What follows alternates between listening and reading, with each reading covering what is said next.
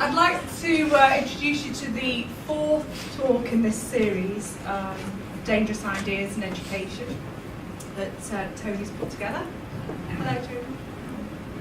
I'd like to introduce Laura Waite. So, first of all, obviously, welcome to you all. It's fantastic to see quite a number of our students here as well as staff. It is a pleasure to introduce Laura Waite. She's a really valued member of the team, and I consider also she's a senior member of the team, but she's still quite a lot younger. You're not paid for it, she's a lot younger than I am, to say. But she's a really valued member of the Disability Studies and Special Educational Needs team. Laura's been at Hope for 10 years, and I am reading this, not because I don't know who she is, obviously. If anybody knows where our offices are situated, like we need a zebra crossing across the corridor, really. So I do know Laura very well, but she's been at Hope for 10 years, contributing to the first Disability Studies and Special Educational Needs degrees.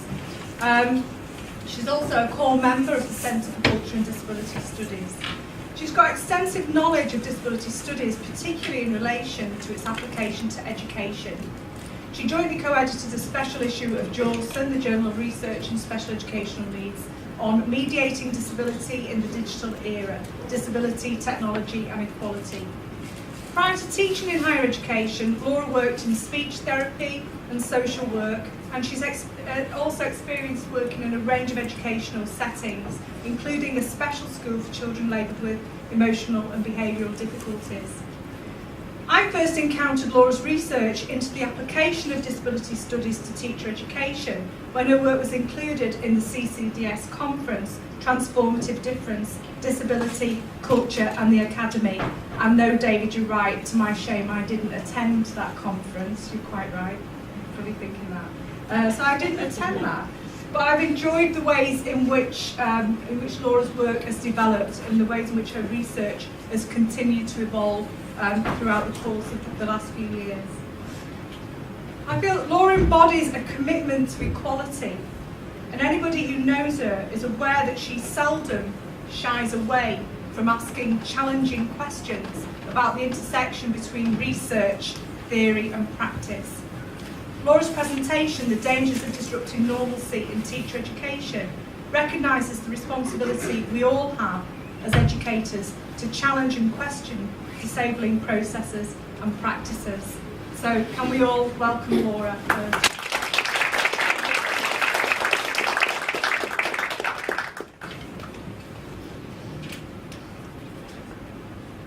Oh, I'm welling up. Thank you. Dear students and graduates, how are you? I felt the need to write you this letter, firstly to offer you an apology for placing you in what could be considered a dangerous position, but more about that later. And secondly, to try and provide you with something of an explanation as to why I felt it necessary to place you in such danger. You know what a worrier I am, and I must confess that I've been troubled for quite some time now. Troubled about the consequences of exposing you to a discourse that disrupts normalcy in education. I'm anxious that through doing this I've caused you all sorts of conflict, dissonance, and all because I dared to offer you alternative views of the traditional theories and practices of our education system in order to help you understand the ways in which disabled children and those said to have special educational needs are marginalised. Do you remember in first year, I introduced you to the idea of normalcy? You always used to make me smile because you'd frequently say things like, compared to normal children, but then add the speech marks around normal. We saw it just this morning, didn't we? Because you knew that what you just said was problematic, but that you hadn't yet developed other ways of discussing natural human variation.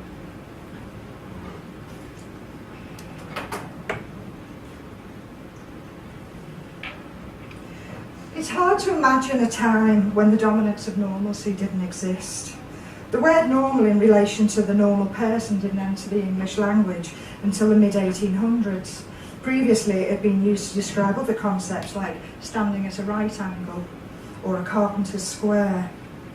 The reconceptualisation of normal obviously relates to the growth in the branch of knowledge known as statistics, or as once termed by political economist William Petty, political arithmetic. The 18th century French mathematician Abraham de Moivre is the person whose work is most often cited in relation to normal, as it was he who developed the ideas of normal distribution and probability theory. But the work of Carl Friedrich Gauss and Pierre Laplace in the field of astronomy in the 19th century is what led to the theory of the law of error, also referred to as the Gaussian distribution, but more commonly known as the bell curve. But probably the most influential work that led to the reconceptualisation of normal was that of the Belgian mathematician, astronomer, statistician, and then sociologist, Adolphe Quetelet, who was the first person to apply the law of error, or the bell curve, to human characteristics. In his book, A Treatise on Man and the Development of His Faculties, where he discussed his ideas about the average man, he argued that if human traits were measured accurately, then they would distribute along the bell curve, and it would be possible to determine any unknown physical or intellectual aspect of the population under investigation. Unfortunately, though, the developments of this statistical work started to inform and be informed by the eugenics movement. Davis draws our attention to the fact that what all the British influential statisticians had in common was that they were all eugenicists. Francis Galton's work in particular was damaging, as his ideas tied in with the development of the IQ test, and it was he who believed that it was possible to plot the intelligence of a population using the law of error. Of course, these ideas led to catastrophic events in disability history, where thousands of women were forcibly sterilised and thousands more people were institutionalised. Interestingly, as the work of Galton, Pearson and Fisher advanced, then we saw the term the law of error replaced by standard deviation, which of course is still used. It was important that the strength and brilliance down at the right-hand end of the curve was not considered an error. But here's the thing. The concept of the normal, which underpins much educational research and practice, is fundamentally flawed. When de Moivre, Gauss and Laplace developed their ideas, it was about random events. And even the later work of Quetelet stated that if traits could be measured accurately, well, there are few human characteristics that we can measure with any accuracy. We're not random, and to think such a thing as normal human beings, that normal human beings exist, is oversimplistic. So over time, our understanding of human differences have changed and have conflated natural and normal, variation and deviation.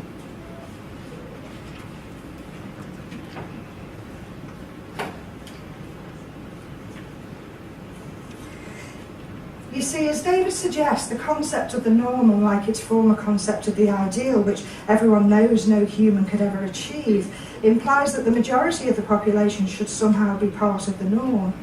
But while Gauss talks of the law of error, Sticker talks of the law of the real. He argues that difference is not an exception, but something that happens in the natural course of things, and that we must inscribe in our cultural models a view of difference as the law of the real. I worry that people get sick of me talking about natural human variation, but that really is all it is, isn't it? Differences in body and mind are ordinary, and as Baglieri and Knopf remind us, these natural differences are not just medical conditions. But education just keeps on sorting those children, distinguishing between the normals and the abnormals, although dressed up in vocabulary that allows them to forget that that is essentially what they're still doing. As Mercady and Marty 2010 assert, once the norm becomes commonly accepted, it's difficult to move beyond the folklore theory that shapes and sustains it. My dear students, how are you getting on with the issue of labelling? It's complex, isn't it? You've learnt to have an appreciation that applying a label to a child establishes eligibility for legal protection, and that such a label can act as the gatekeeper to support. Although assuming that only those labelled require support or adaptation is a dangerous idea too. But you also understand the damage that labels can have on those to whom we bestow them, which makes the labelling frenzy occurring in schools and by its association teacher education difficult to contend. Megan, do you remember saying? It's like playing the game Spot the Difference. They just keep going on about how to identify this type of child and that type of child, as though that label tells you all you need to know.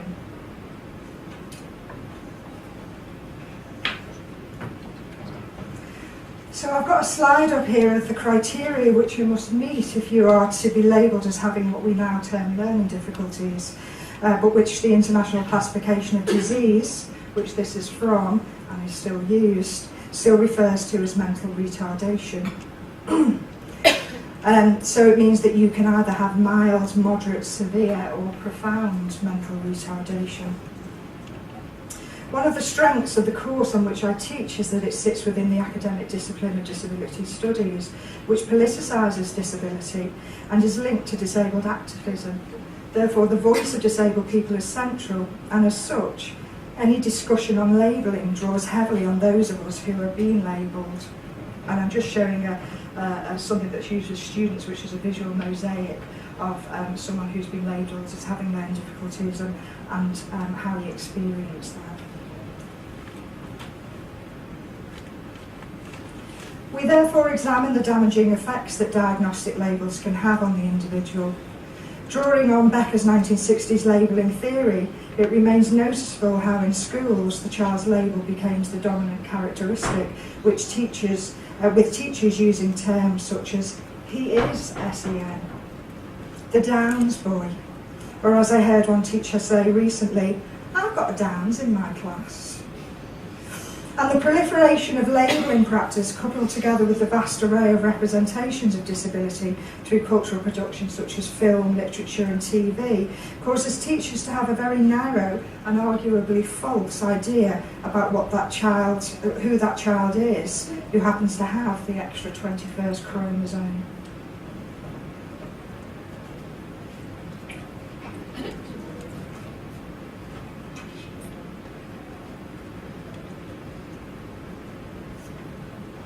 Jim. Didn't change the name. Jim, do you remember what you were telling me? In my school, on the target sheet, there used to be this list that you ticked to justify why a child hadn't met such and such a target. It was all labels like English as additional language, disability, specific learning difficulty. It was all to do with the child. There was no tick boxes saying lesson was boring, or teacher's attitude was appalling, or teaching was crap. So you've learned that the emphasis should not be on the personal characteristics that make children naturally vary, but on the teaching. Megan, do you remember saying? Listen to this, right? We only had to design a work tray for a child labelled with autism. That was it. No information about this child, as though telling us they had autism meant we knew what they needed. We were all wetting ourselves. So what did you do? Gave her what she thought she wanted. You know, a few of them PECS things and a picture timetable. Henry, what about you? Do you remember bursting into my office and saying? Yeah, we just had a lecture, the dyslexic child. The dyslexic child, the usual list of what the dyslexic symptoms are. And I'm sitting there thinking, I'm said to have dyslexia, but you're not describing me. This is not who I am or what I experience. But the worst of it was that the tutor could see how uncomfortable some of us were with talking about literacy issues in this way. And after the session, when talking to her, she refused to get into any debate, saying she wasn't prepared to get into whys and wherefores of being PC. It's not just about the bloody words. Ah, yes, Henry, language, another significant area of danger.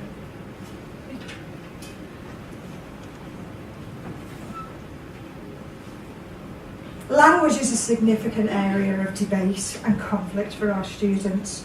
Unlike other civil rights movements, we're only just beginning to have our voices heard in the battle against bigotry.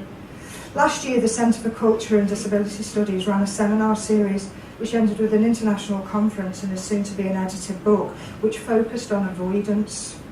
Why people continue to avoid, on so many different levels, critical engagement with disability. There are 11 million people in the UK, It's not as though it won't affect each and every one of us at some point, and in some way. And why are people so reluctant to engage with the issue of ableist language? Why are people still able to tolerate the use of the word mong, but would be outraged if they heard someone using the N-word? And why do schools continue to use the term special educational needs when disabled people have been expressing their distaste for decades? But of course, as Henry so rightly pointed out, it isn't just about the words. So some schools are now using the term additional educational needs. Can't schools understand that we changed the language to reclaim some power? And because we want to see a shift in some of the ideas, beliefs and values that underpin certain words.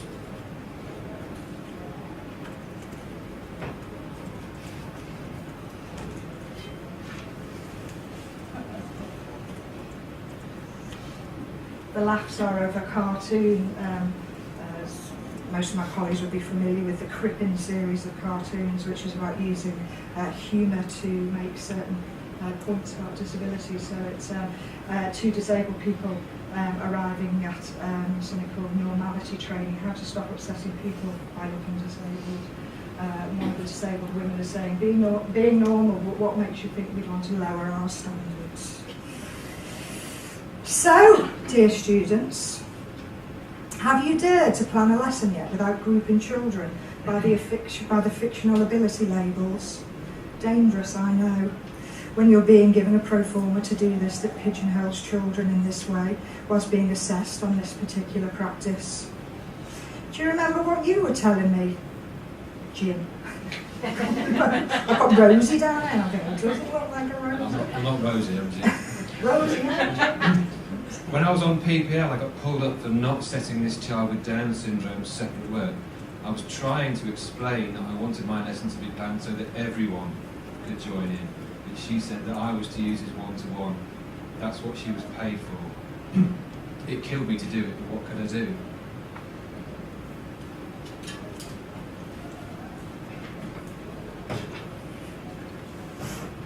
We consider the history of how we came to conceptualise children and their achievements in terms of being more able or having low ability or being a middle attainer. And we contest the very ideas that humans are that static. And we think about the impact that such detrimental ideas have on children and on teachers. We try to discourage students from viewing children as such unified beings. And this causes some real conflict for students when they are expected to plan their teaching in such a way.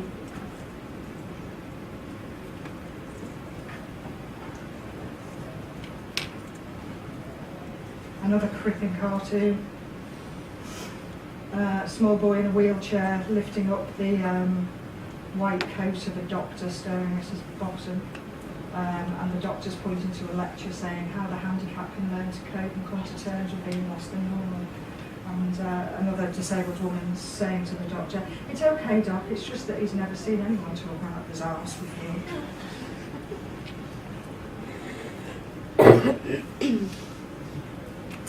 I've still got the films that you made about the impact that such taken for granted pseudo-scientific concepts have on children and on teaching practice. I'll never forget us sharing stories of how teachers grouped the low, middle and high ability children using names such as the panthers, the buffaloes and the tortoises. I particularly loved your example, Charlotte, of shapes, where the number of sides represented how bright the children were. So we had the pentagons, the squares, the triangles and the circles. Remember John's face when he realised that he'd sat on a circle table? Lol. Anyway, back to more serious matters. The dangers of taking all that is held dear by many teachers, all those common sense understanding of children's special educational needs, and saying, hold on a minute, where did that idea come from?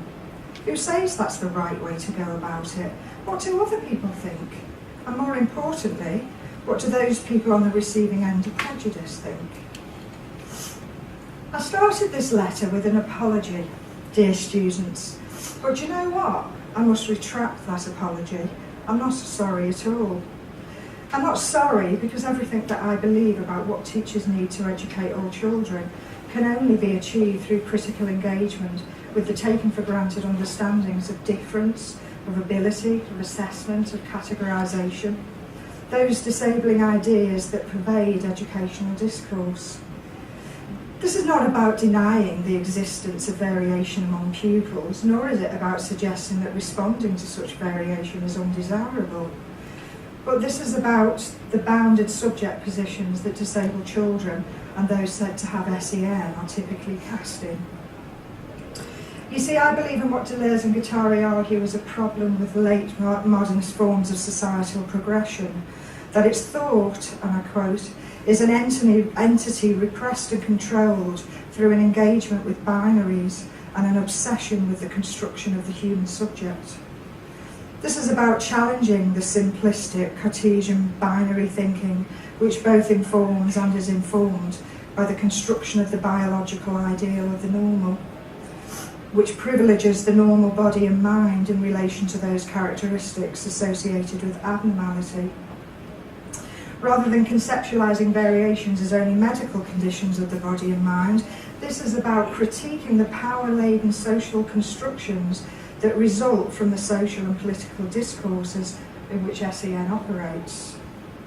I want you to embrace what Concello and McLaren calls a politics of difference that refuses to pathologise or exoticise the other, and to understand that disability is the inflexible, unyielding and inaccessible nature of the social and political community and not individual mental or physical characteristics. You see, I subscribe to what Mercado and Marty argue, that only a theorised discipline can be an effective site for general social critique. That is a discipline actively engaged in self-criticism, a discipline that is a locus for struggle, a discipline that renews and revises its awareness of its history, a discipline that inquires into differential relations with other academic fields, and a discipline that examines its place in the social formation of reality. And it is for this reason that we purposefully draw your attention to researchers who use broader theoretical perspectives to help you understand that children, indeed people, are not static beings, but a collection of constant fluctuations and contradictions as they interact with their environment. As someone who reviews article submissions for the Journal of Research in Special Educational Needs, I remain struck by the continued use of a severely restricted range of theoretical lenses taken to the study of SEN. The continued empirical reductionistic specialisation that removes the subject's human faces through a process that not only dehumanises but also distorts and falsifies reality. As Mercado and Marty argue, the inability to link research with larger critical and social issues often prevents educators from engaging in a general critique of the social mission of their own educational enterprise, and also from acknowledging their roles in the reproduction of the values of the dominant social order. You see, like every other civil rights movement, we have a responsibility to challenge the normative assumptions which infiltrate every aspect of our society and which lead to prejudice. We have a responsibility to develop a counter-discourse, to problematise the notion of the norm, and in terms of education, we have a responsibility to encourage an environment in which the discourse of difference, Sticker 97, positions all students and their myriad differences as positive, ordinary and enriching. For this, Sticker argues, is a critical step towards the reconceptualisation of schools.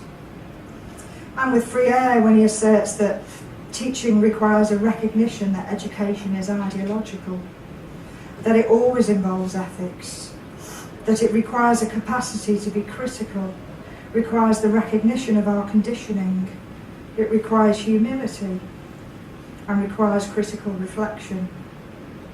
And I believe that teachers who participate in academic study that helps them understand this are less likely to allow themselves to fall prey to the discriminatory educational practices that so many disabled children and those labelled as having special educational needs suffer. And I will do whatever I can to ensure that you don't graduate as unreflective functionaries.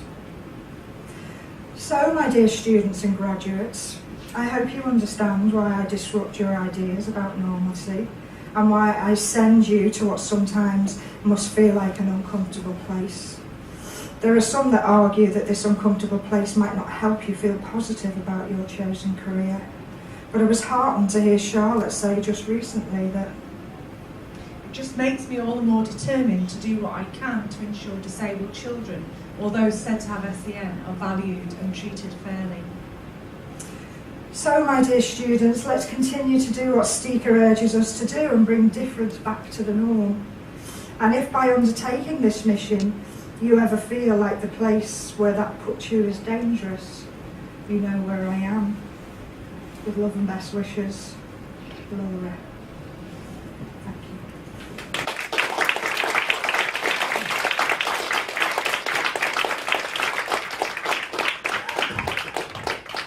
Thanks, Laura. Can we take questions? Don't worry if you haven't got it. Pause for thought.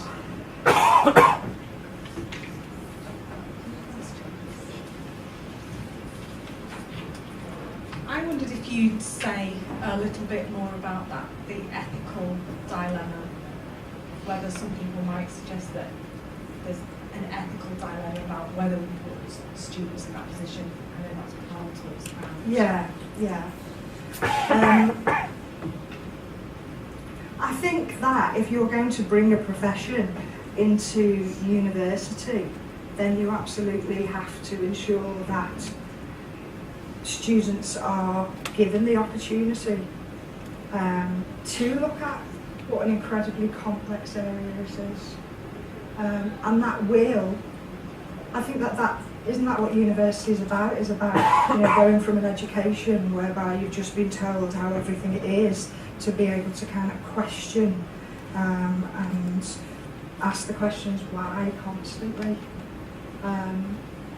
And I think that's one of my biggest concerns about teacher education moving more into schools, is that essentially the capacity to be able to really ask why is going to be quite limited.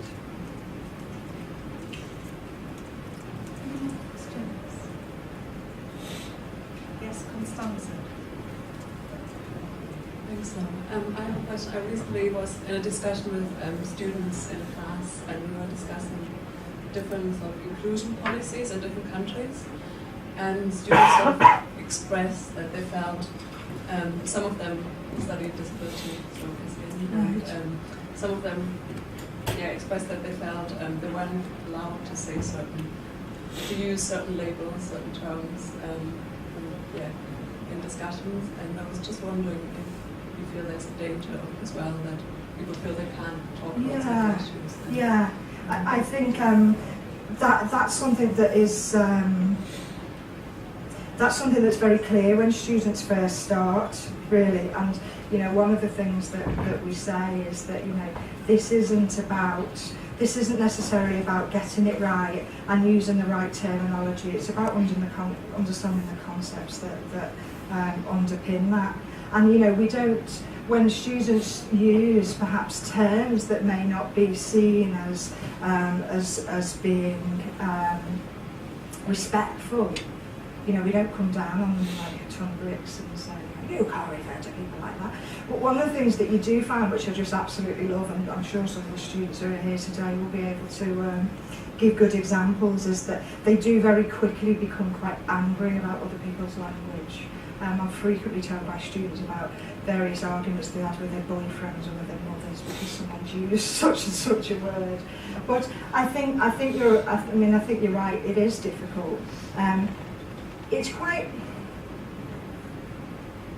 I perhaps because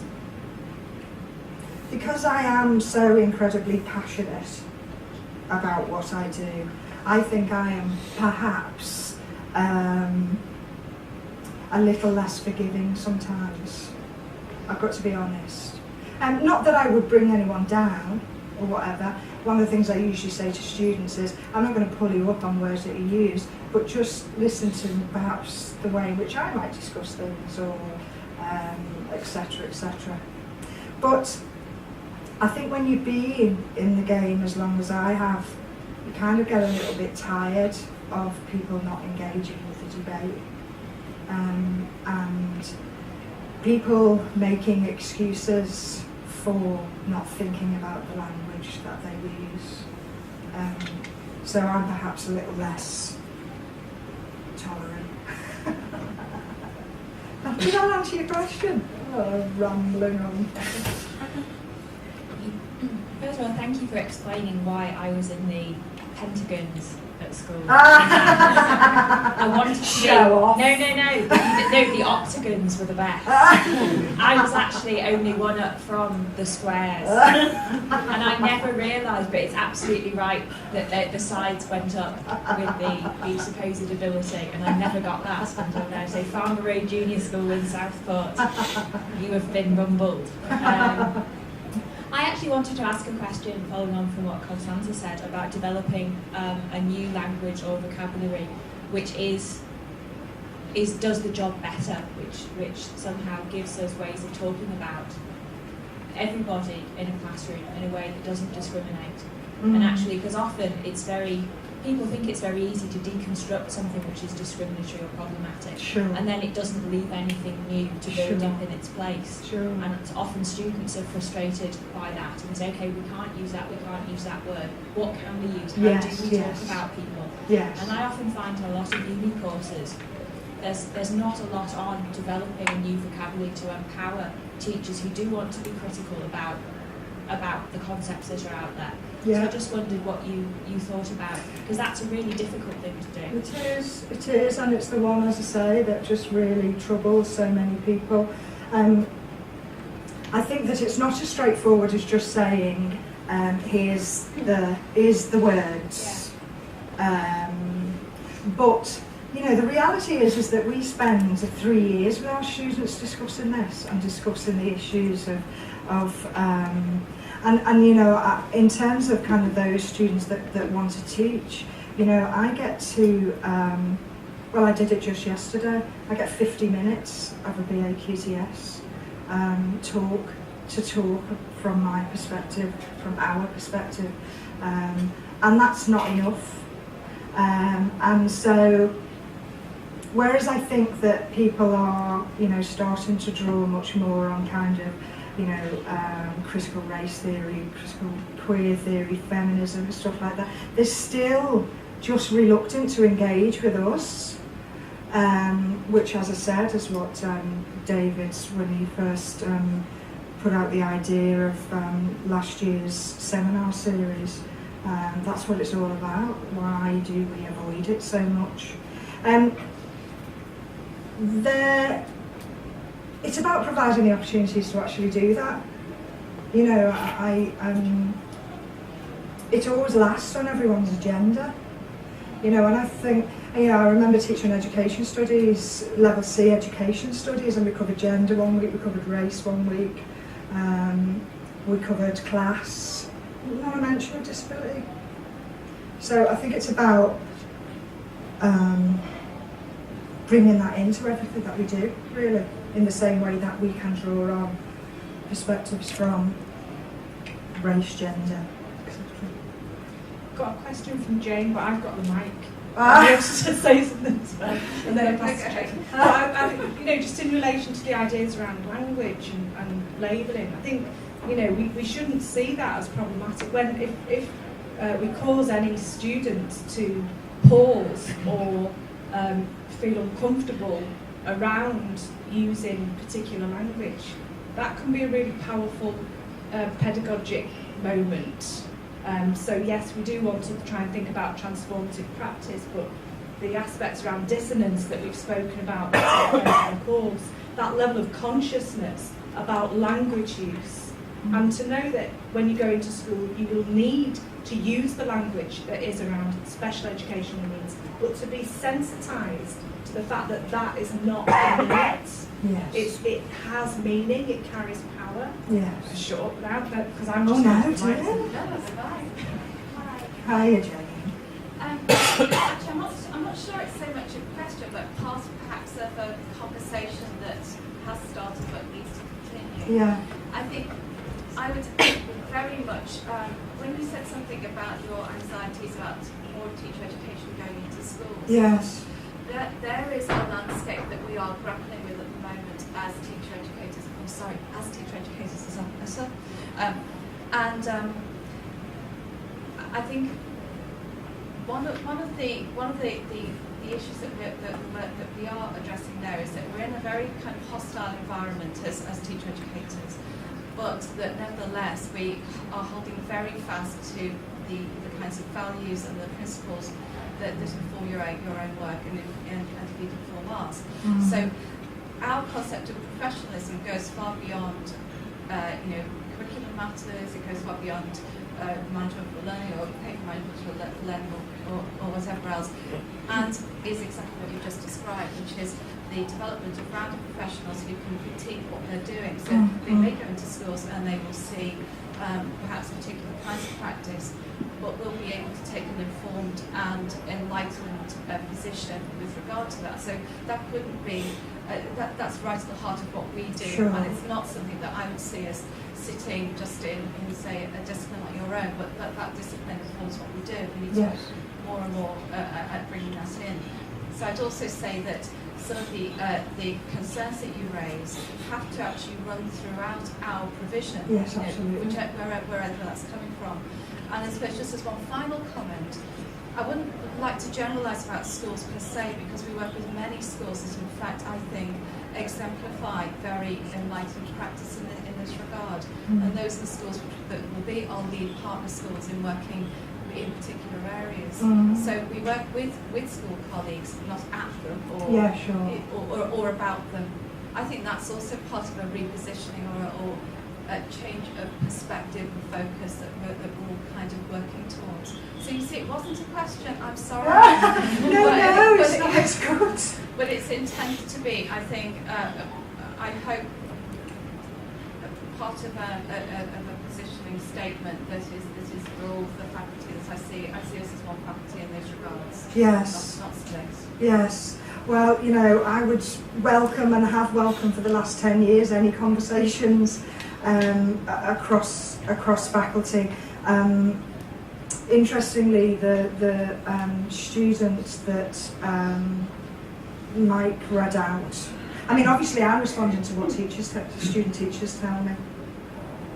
And I think one of the things that I guess frustrates some of our teaching students that do SEN is that our work is not included. Of the 200 students or whatever that in their year group that is doing a BA QTS, only 44 of them will kind of engage in this level of criticality around SEN. And I think that, and what she actually ended her conversation with was, why would you have a world-class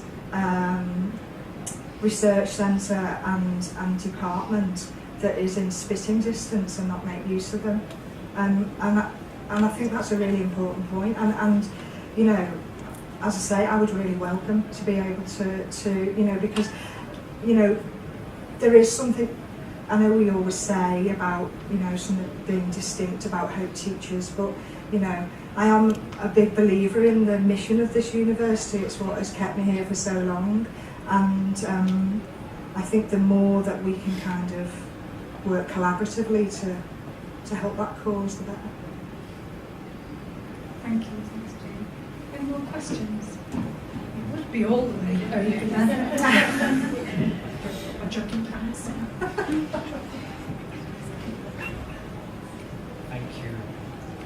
Thank you, Laura. Thank you. Can I make a comment Oh, please do. that connects what you've been saying about disrupting ideas of normalcy to a completely different part of life? Yes. I can't help but hear what you were saying in a very different context, because more of my time now is spent talking to church groups than in education. And I'm saddened when I'm working with large groups of people whose voice has very rarely been listened to in the church, who feel they're categorised and labels, and I don't like it when I'm labelled a heretic who should be excommunicated because my ideas don't fit into the categories of normality. Sure. But the point I wanted to make is I've been hearing what you've been saying as in service of justice, of recognising the individuality, the preciousness of the real people before us for their sake. And that, of course, is very important. But there is another... But there is... Yeah, that's what I wanted to say. But what we don't always appreciate when we try to put people in labels and categories, pigeonholes... Sorry, I'm going to switch something on. What we don't appreciate is we're also depriving ourselves by our very narrow receptivity. Absolutely. We're impoverishing our perceptions, our appreciation, our life, our potential for wisdom by just holding them under that heading. Completely. And that applies just as much in religious circles as in school or educational circles. Absolutely. And it's almost as if there's a whole new level to be reached in receiving people as they really are to enrich all of us. Yes, absolutely. I mean, I couldn't agree with you more. It's that, yes, ultimately there is that desire to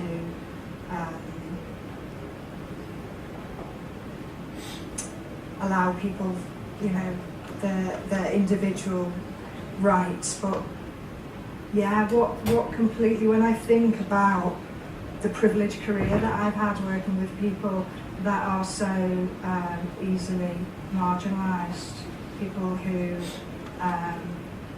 most of society don't really want to know. I can't even describe that sometimes.